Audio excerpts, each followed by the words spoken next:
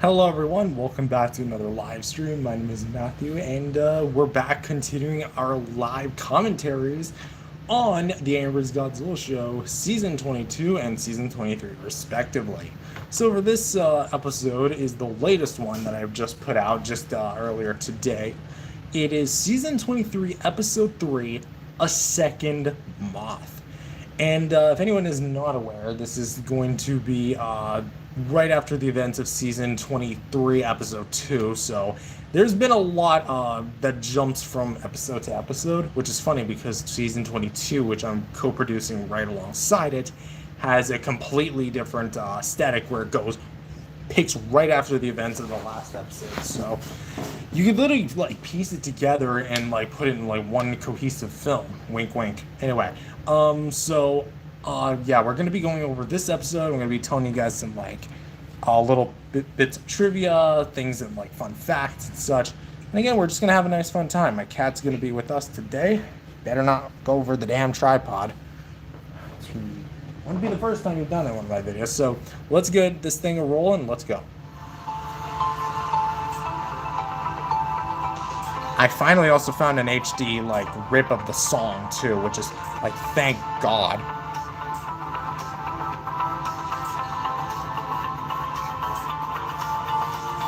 Also, this is the intro I'm going to be using from like here on out for future seasons. Hello BFDINT popped up in chat. Godzilla, please let me explain this. What is there to explain? You just proved any show we had Biollante becoming a functioning member of our society. So I think like production wise, this episode was actually pretty quick because there wasn't like any sort of crazy stuff happening in this episode aside from like one scene, which I actually think was executed pretty well. So this episode was like more or less focused on just like three characters, Godzilla, Kong, and another character, which will be revealed later in the episode. So here's like picking up after the events of the last episode where Kong just had to open up his mouth and provoke Biollante after the freak mutation that she is. And they basically have two different views. Will they do a BFDI tier list? Okay, one, let's keep the conversation about the episode. I do appreciate the BFDI questions, though. And second, I did do a BFDI tier list a few years ago. I do pretty much still stand by a lot of what I said back then. But yeah, it's from like 2019, 2020, I think. I don't remember exactly, but anyways, going back to here, so they have like two different perspectives on this. Godzilla views Biollante as more like a member of his own family because of the respect that he's gained for Biollante and so on and so forth, while Kong views her as more of a, what do you say, freak of nature. So they don't exactly see eye to eye on her. Because you're ignorant. Those flat lips of yours, the same ones that you used to kiss the women you kidnapped in New York, just had to open at that time, didn't they? Oh, so that's how you want to be? Well, maybe if your idiotic younger self didn't try to make a hybrid between his own parents' DNA and plant DNA, because now look what happened. Because of that, you created a monstrosity.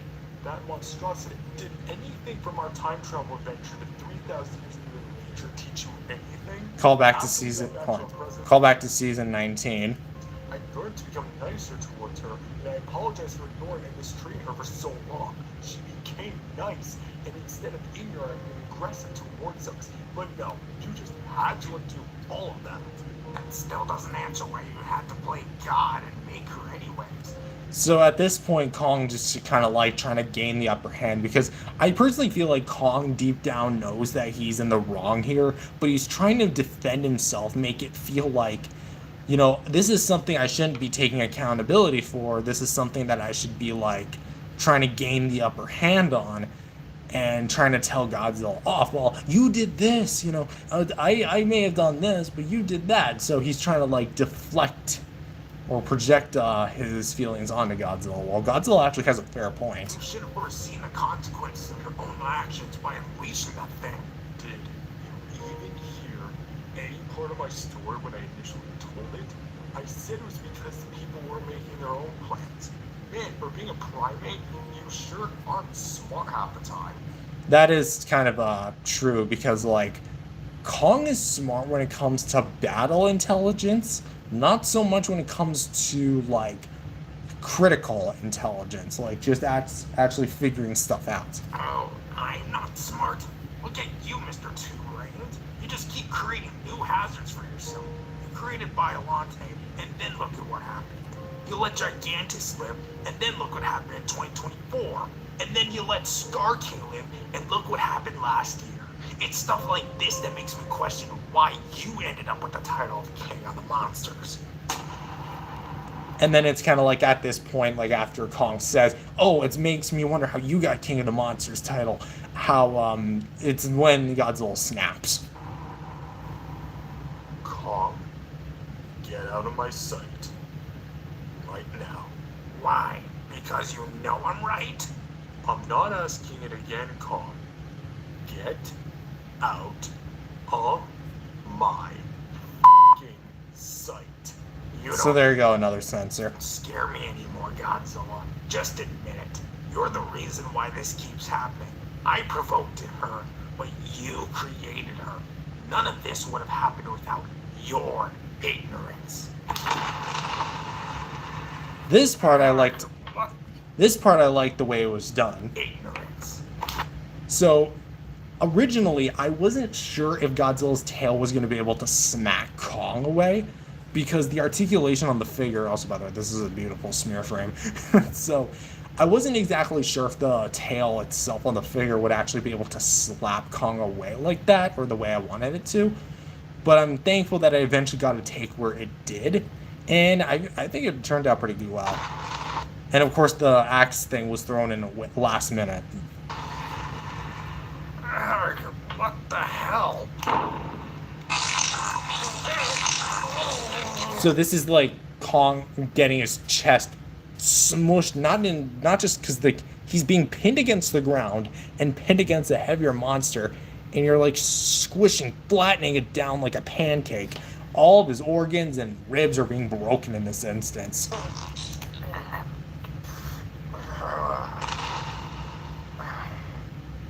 I've been putting up with you for too damn long, Kong. By now, I think you would have learned some manners. When to open that mouth of yours and when to not. Do you think I ever intended to hurt anyone by letting Scar King of Biollante live? No. So don't try and pit the blame on me. You provoked her.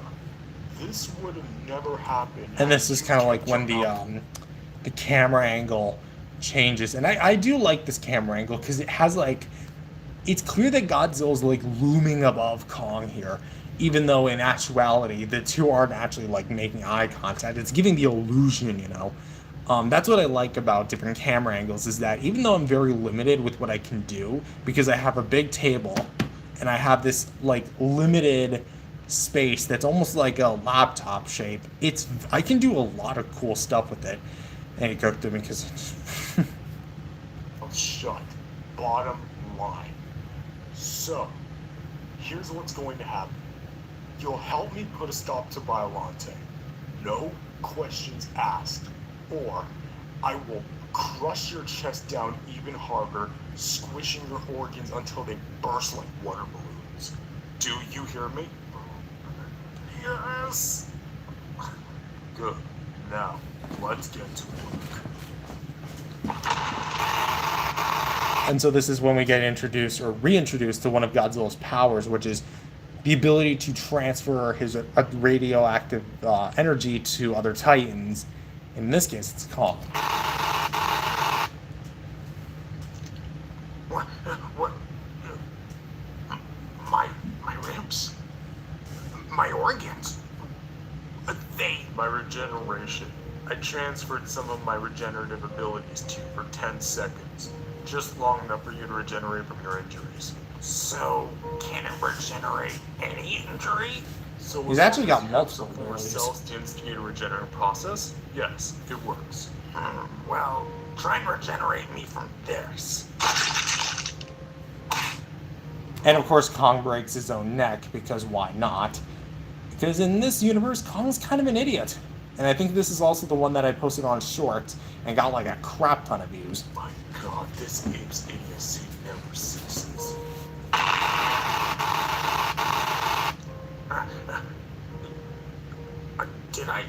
Did I die from breaking my own neck? Yes, you did. Now come on. We've got work to do, and a lot of it. Does this mean that today's my birthday? Come on, Kong. Look. Okay. I nearly Now, cut that just a part because it just side kind of question, looked a little when my iffy, arm but was I decided to broken keep it in. last year and I had that mechanical brace. Why didn't you use that ability to fix my arm? If you remember, I was supercharged. I had so much energy to the point where even my own body could barely handle it, despite my maximum energy capacity being increased after I evolved. Had I transferred even a tiny percentage of it to you, your body would have gone to total meltdown and exploded on itself. And I don't think even I would be able to recover me from that. You apes just aren't designed for all that energy, which is why I advise you to stay away from it. Makes sense. But where are we going here? So yeah, I decided to include that as like a little exclamation because that would eventually create a plot hole had that not gone addressed. Because if Kong got injured and Godzilla was like fuming with radioactivity, he probably would have tried to had he not known, but it's clear that he did know, so that's why he chose not to use his energy to heal Kong and let it grow on its own.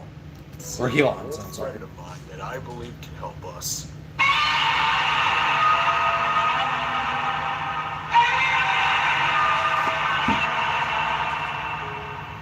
Classic I haven't Toho heard roar. you use that roar in a long time. It's the only roar that I know of that can summon her, so be still. Godzilla? Is that you? Wow, Godzilla, so good to see you again. So here we get introduced to Mothra, which they do explain in the actual episode, but essentially Mothra is the first other moth character aside from the original Mothra, which I decided for this episode, like we've already gotten to know a lot of Godzilla's family. Why not know Mothra's family? Which now we know a bit more like the lore, the history of how Mothra came to be. What is Mothra? A giant moth. The Mothra that we follow through the series is Godzilla's wife, which is a lot smaller than this one. It was weird. Wow, Mothra, look at you. What? Mothra, welcome back. It's so good to see you again. I hope all's been well with you and the family. Believe it or not, So here's like the bit of a dilemma we have here, because we have two separate characters who are both the same species, but are both named Mothra. You wonder how that works, huh? yeah, things are actually going pretty sweet with us. That's great to hear. And who's this handsome fella over here? Wait, you don't recognize me? It's Kong, Godzilla's second right-hand man. We've been on many adventures together. What's going on? Oh, Kong, this is Mothra's sister, Mothra. I am genuinely so confused right now.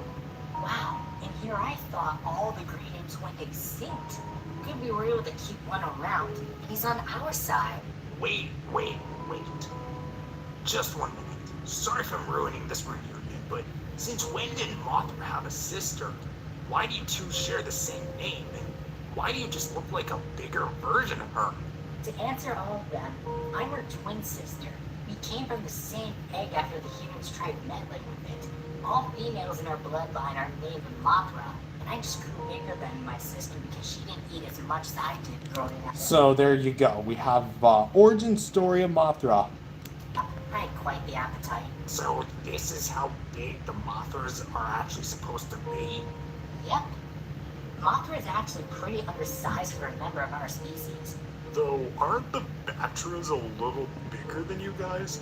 Oh, with the Batras, don't even get me started on them. So though Batra himself never appears as a character in the show, at least not yet, I feel like it was worth addressing Batra as like a part of the show's universe because it's canon that Batra does exist. And I mean, because if we're going to include Mothra, you have to include Batra. They literally go hand in hand. That said, I think Batra being the males, because like the males are always known for being more chaotic than their female, more angelic counterparts. So I feel like it was worth like having this sibling rivalry between the Mothras and the Batras, even though they are family, relatively speaking. Let me guess, the males of your species? Yep, nailed it.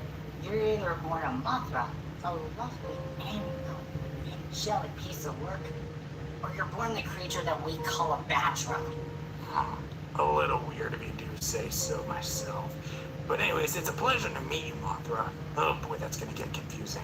But if I may ask, where were you all this time? We could have needed your help over there in the past wars. Flying around the atmosphere, I release my scales onto the planet's surface. It cleanses the air and keeps the pollution to a minimum. Without me, this world would be screwed.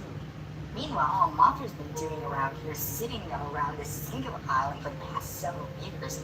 I even hear she's shapeshifting herself into becoming a Godzilla. Hard to believe she's in the same species as me. So yeah, the Titans, or at least some of them, have the ability to like shapeshift, because we see Godzilla Jr. do that in season 2, I believe, and we literally see Mothra do that, and I don't remember which season, but I think she went under like the name Kamadi or something like that.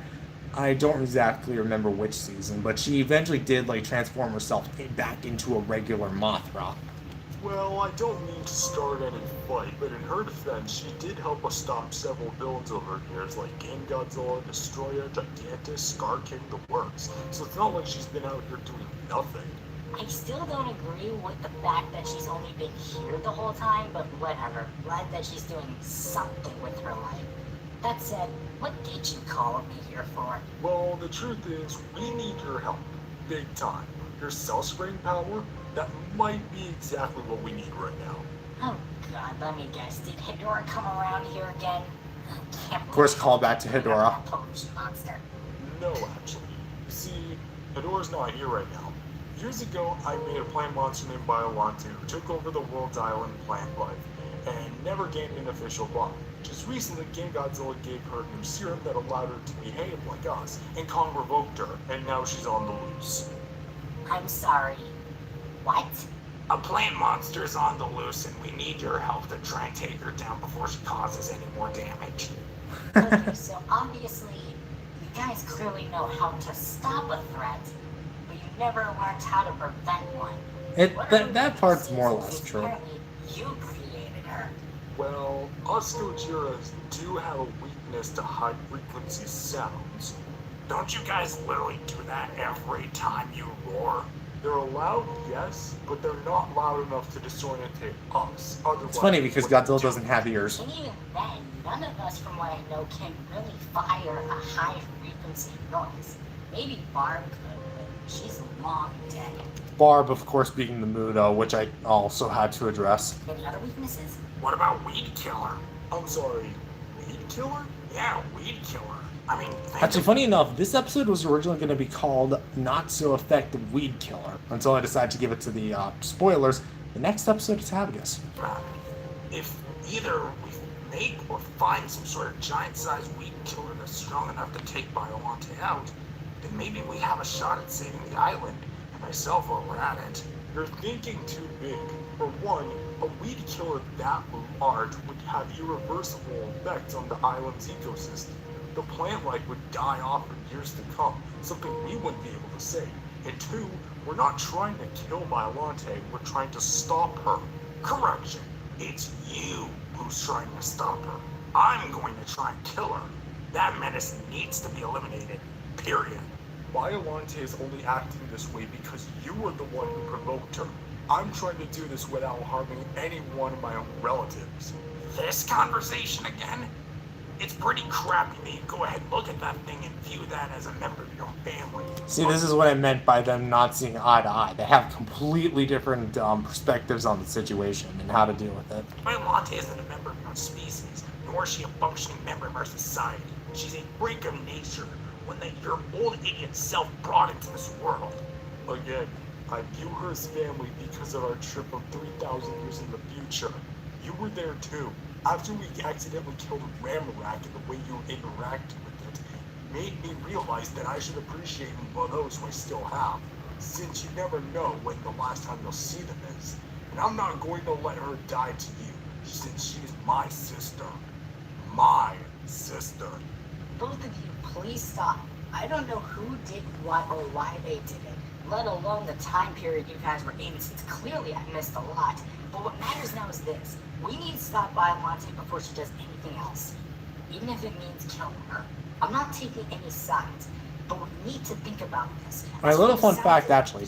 When I was, like, balancing or making the figure kind of, like, wobble a bit to make it look like she's talking, the stand would almost fall over in some takes. Sounds pretty powerful. Also doesn't help that she's directly related to the most powerful species of kaiju. Fine, but I'm only doing this to help stop her. And I'm doing this to kill her. Thank you both for at least seeing eye to eye on this plan at the very least. And they don't Now really. come on. We have work to do. So that was season 23, episode 3. So yeah, Mothra is going to become an integral part of this. Yes, the two Mothras will meet eventually, or reunite eventually, but that said, that's all I've got for this episode. If you enjoyed it, leave a like and subscribe. We're going to be doing this every time a new episode drops. So again, we'll see you guys next time, and stay tuned for more to come. Peace out, everyone.